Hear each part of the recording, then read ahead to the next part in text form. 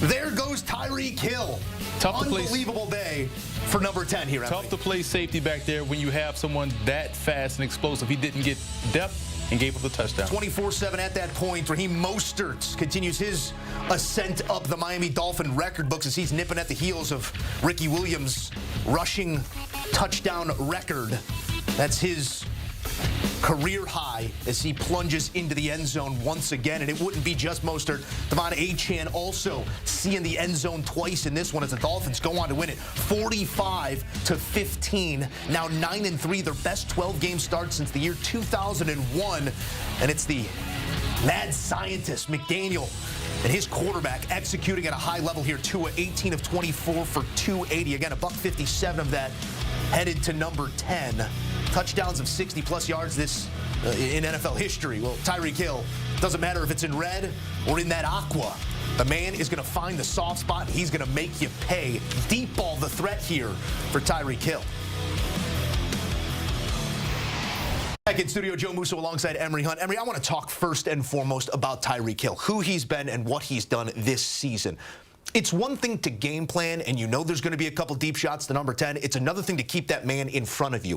What have you seen this week and throughout the year by Tyreek Hill that has made this the most dangerous offense in the NFL? Well, because he finds open grass, and a lot of that is due to his explosive speed. When you have that type of speed to really take the top off the defense, we like to say that a lot in football, he definitely has it. And you saw against Percy Butler, the deep safety, he was sitting there shaded toward the side and still couldn't get deep enough to stop Tyreek Hill. And when you have a quarterback that does a great job with anticipation, the placement of his passes, and the ability to get the ball deep with enough air underneath it, you can't out-throw someone like Tyreek Hill. Now, we're just talking about the deep ball, but it doesn't take a deep ball. He can take a short pass a long way as well. His speed, explosiveness, and body control is what makes him such an elite player at the position. Remember, he was a former running back, so you think about him with the ball in his hands and being able to change direction.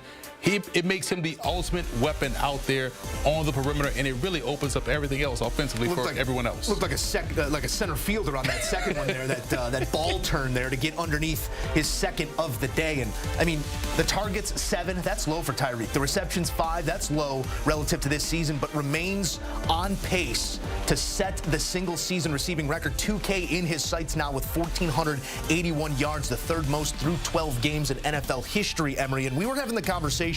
I like to bring the green room here onto air every once in a while. Some spirited conversation, different points of view on what it means to be an MVP. If we're talking about MVP for Tyreek Hill, we're obviously talking about it for Tua as well. Ball's got to get there somehow. What do you make of the conversation surrounding that sort of accolade for a wide receiver in today's NFL? I mean, you have to give it to him if this is about most valuable player, and what we're talking about really is most outstanding. But when you look at that list, and we were having this discussion back there in the green room, we talked about Tyreek Hill's place in history. You saw these names, Hennigan, Elroy, Crazy Legs Hurst. That was a point-a-minute offense with the Los Angeles Rams. And you talk about when that was, and you see Tyreek Hill's name in this era closer to guys like Crazy Legs Hurst. That's huge. That speaks to where he stands in his place in history. So, yeah, he is making a significant case for MVP because he's so dynamic with the ball in his hands. He is able to score the ball, and he's done a great job when everyone knows, hey, they're going to try to get the ball to Tyreek Hill, but you still can't stop it. We're talking 2K, a triple crown, and a team that's relevant come playoff time. Might be worth a vote. Let's take a vote here on the defensive side, too, because it was Miami's first go without their star defensive end in Jalen Phillips. What did you see defensively? Obviously, in the highlight, we saw Van Ginkel, right place, right time, film study, flexing on him. What did you see defensively throughout this one? Because it's an offense that throws the ball 7 of every 10 plays, asking a lot of that secondary. How would you grade out the defensive portion of Miami today? A+, because they really took it to the Washington Commanders out there. And this was a great, complete game, in my opinion, for the Dolphins.